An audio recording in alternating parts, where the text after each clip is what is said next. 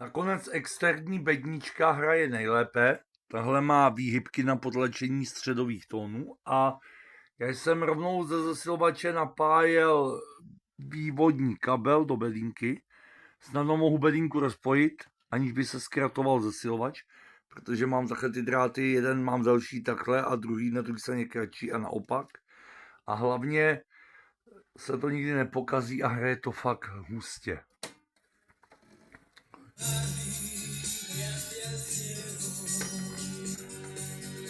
Tuviste suerte